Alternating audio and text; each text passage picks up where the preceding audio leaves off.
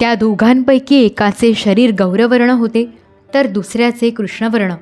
नुकत्याच उमललेल्या कमळाप्रमाणे त्यांचे डोळे होते.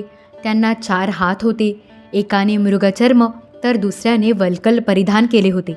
हातामध्ये कुशपवित्रे घातली होती आणि गळ्यात टिपेडी जानवी शोभून दिसत होती.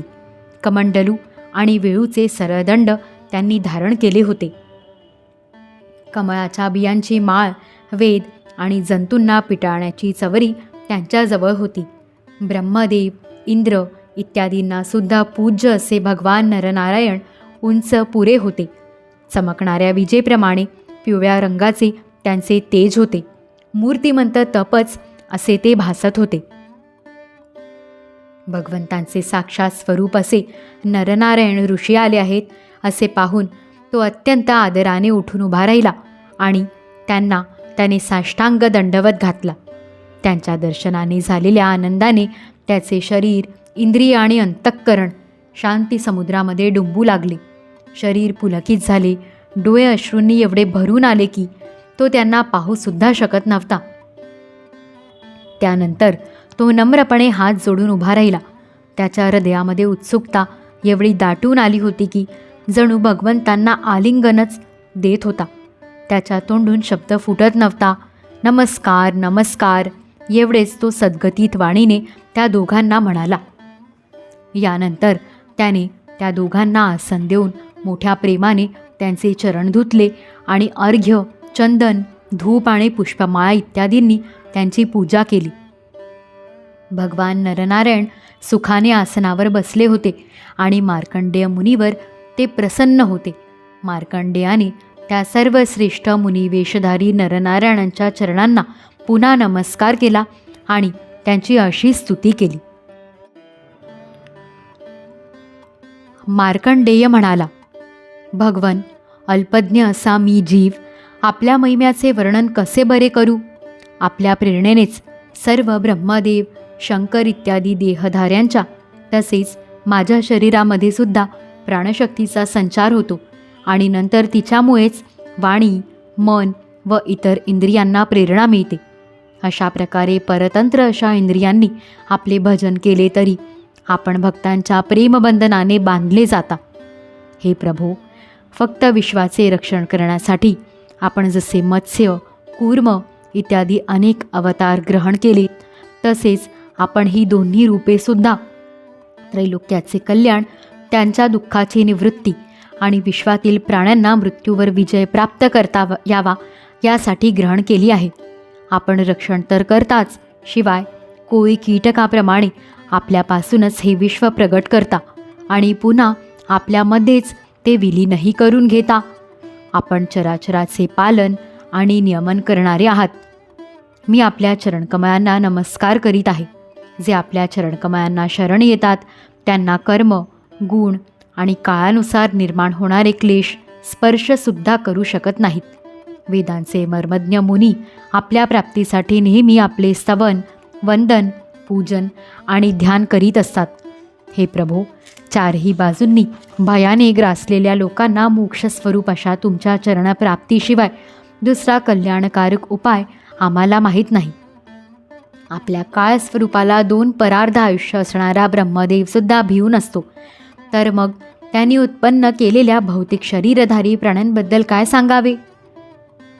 हे भगवन, आपण सर्व जीवांचे परमगुरू आणि सत्य ज्ञानस्वरूप आहात.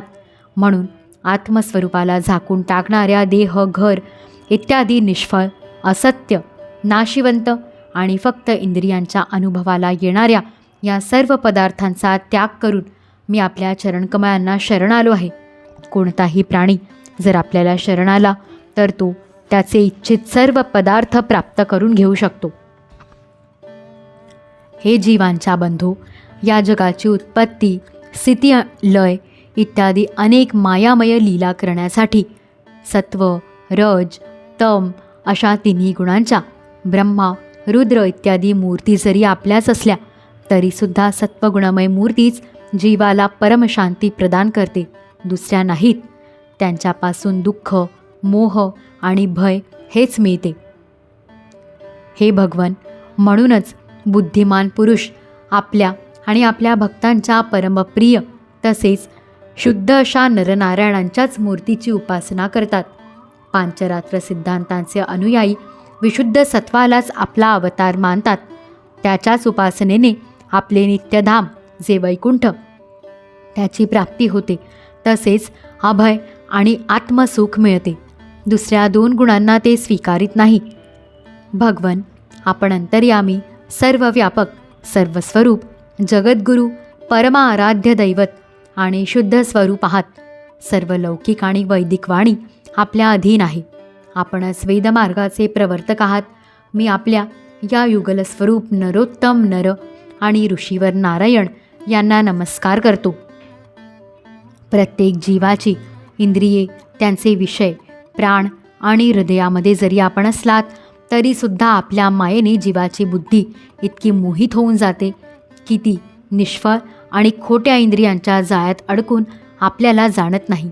आपल्या मायेने बुद्धी झाकून गेलेला ब्रह्मदेवसुद्धा सर्वांचे गुरु असलेल्या तुमच्याकडून वेद मिळवतो, तेव्हाच त्याला आपले साक्षात दर्शन होते.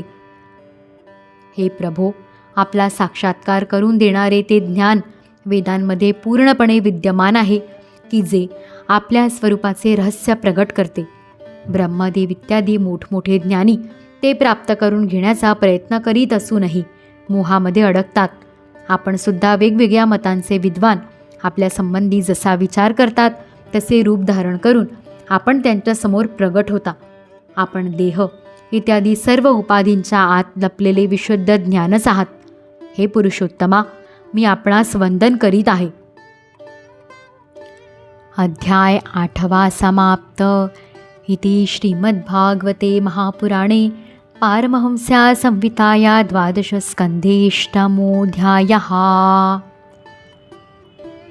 ऋषिकेशमेवागमनकाय जातं हरे ज्ञानतो विश्वसाक्षिन्